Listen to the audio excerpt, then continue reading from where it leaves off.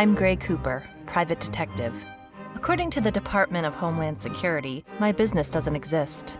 But according to the blockchain, a government address pays my bills. The following are the recordings of my case log, for insurance purposes, you understand. See, I deal in the strange. The place where monsters and conspiracies dance. The kind of strange you're not quite sure is real or unreal. Officially, the following case did not happen. I told you nothing.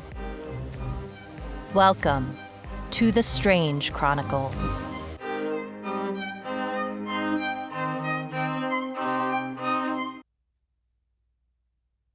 Case log 936, November 22nd, year 2052.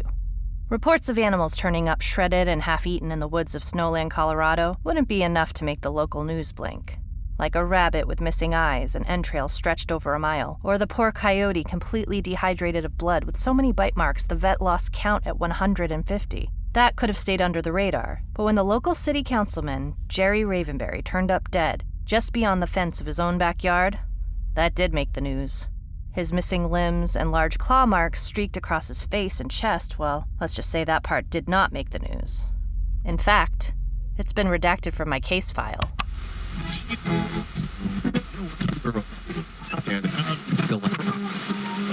When the body of Marty Vallon, an electrician with the net phone company, showed up a month later with similar injuries, just a few yards from his van on the side of the I-25, they called me.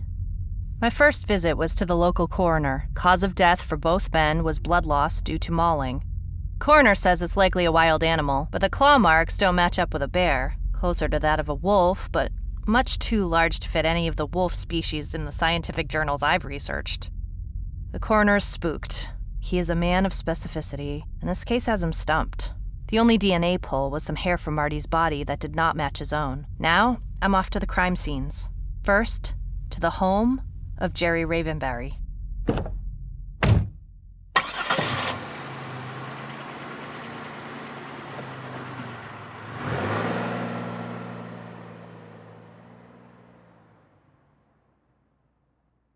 Jerry was a local city councilman with a decent reputation. His biggest contribution to the community so far was adding a new HVAC system to the elementary school. He lived with his wife Adele and two young daughters, Kara and Bibi. When I first arrived, I smelled a floral assault before the door even opened. Adele was the appropriately upset and grieving widow.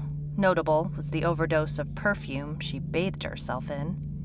Bibi was drawing a picture of a dog. Sylvester, I was told. He ran off about a month before Jerry died. Otherwise, the house seemed sad and wilted, as one would expect it to be.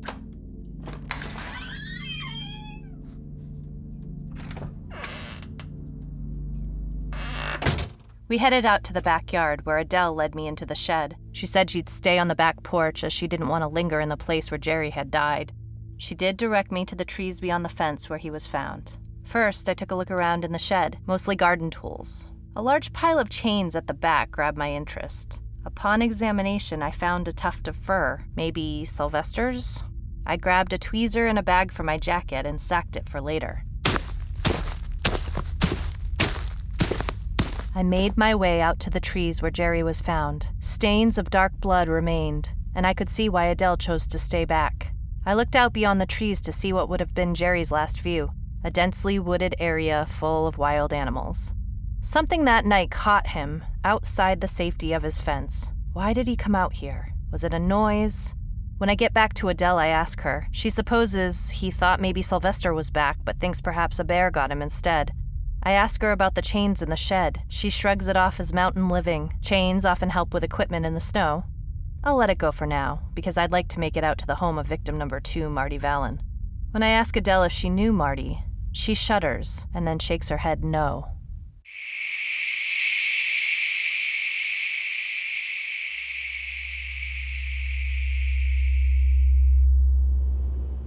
Marty's place is more like a shack than a house. Small, one level, held up with not more than wood beams and blue tarps. Inside was surprisingly cozy, despite the dilapidated outside.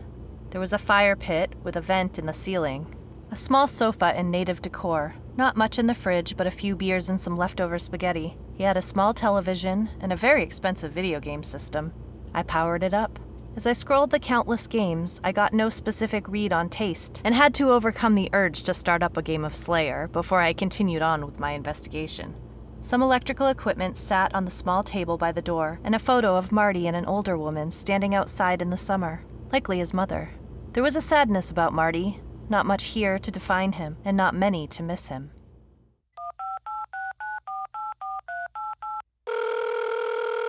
I take the time on my way to call Joe Nebraska, my partner. Joe's in insurance. I tell him I've got 2 names in Snowland, Colorado, and tell him to let me know what he finds.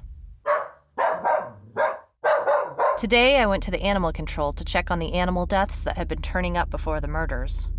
Found out the town's only animal control officer is in the hospital, bit by what he claims was a werewolf.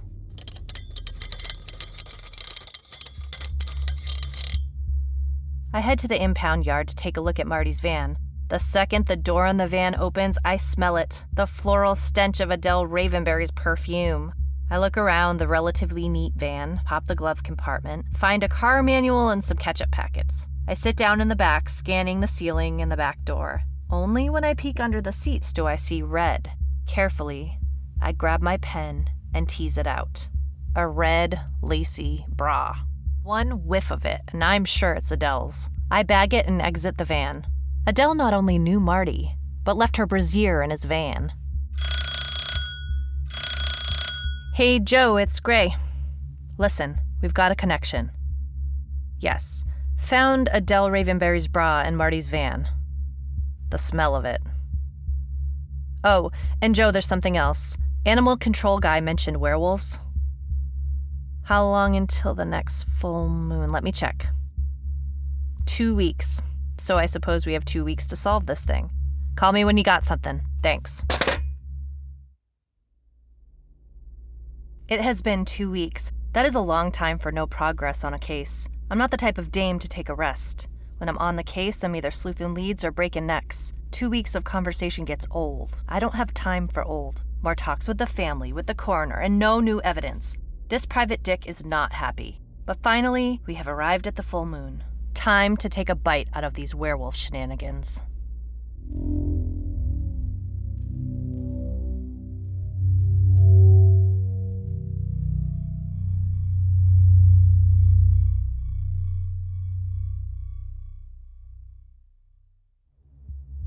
When I greet Adele, she seems to know what is coming.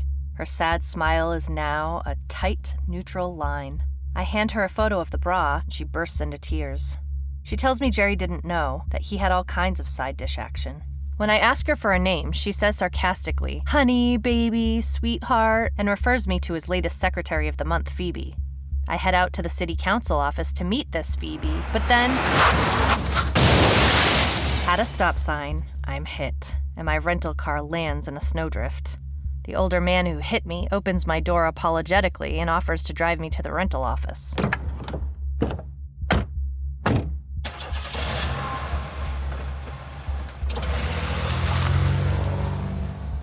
Victor Bond. His car stinks of fast food and cigar smoke. A fur tail hangs from the rear view. I notice some flyers on the back seat with a photo of a wolf. He tells me Snowland is famous for their werewolf folk. He never goes out on a full moon, and he leans in too close to tell me about the murders in town. My hand tightens on the pistol inside my coat pocket. I'm relieved when we pull into the rental parking lot. They have me wait 30 minutes for a return car. Apparently, they don't keep a very full lot out here. Joe calls, lets me know that Adele is set to receive a full Bitcoin life insurance payout. It's nearly 7 p.m. and the city offices will be closed. I head back to the motel.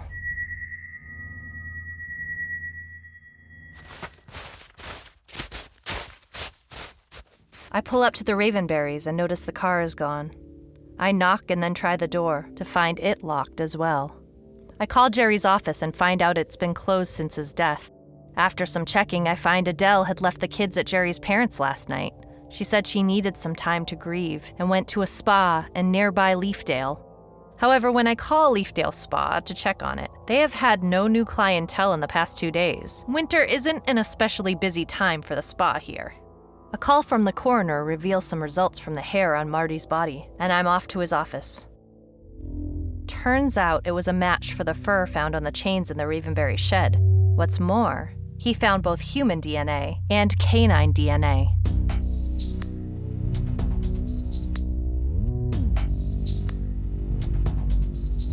Was Adele Ravenberry our suspect all along?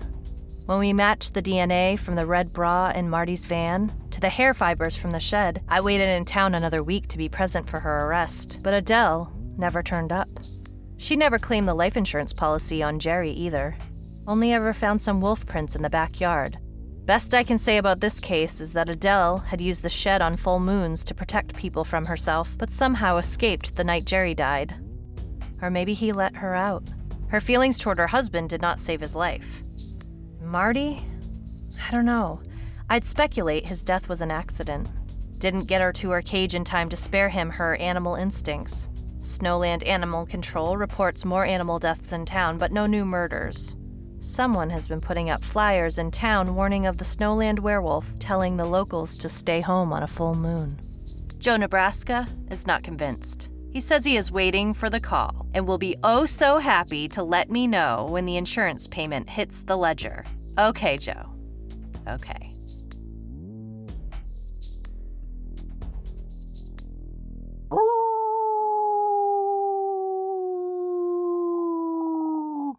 Did you ever hear a wolf howl on a full moon? The truth is, when the moon is full, emergency rooms are busier. And people certainly go a little mad.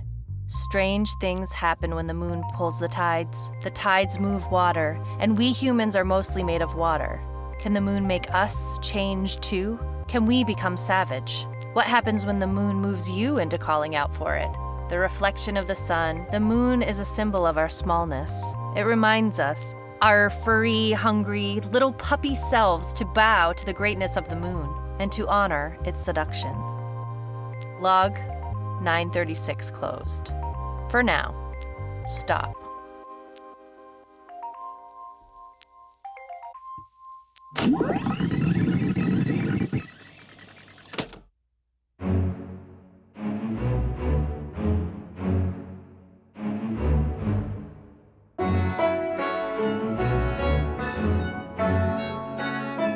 This has been an episode of The Strange Chronicles, a fiction podcast.